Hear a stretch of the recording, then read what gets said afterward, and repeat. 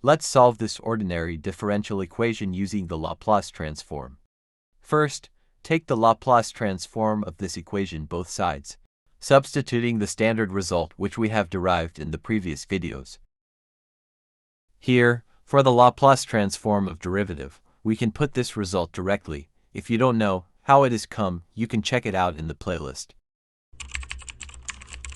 We have already given the initial condition, so replace the value of y0 in the step.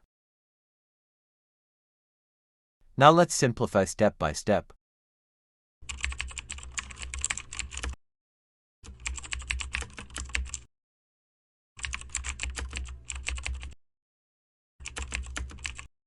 To solve this, take the inverse Laplace transform both sides, and using the previous results we got the final solution for the given ordinary differential equation.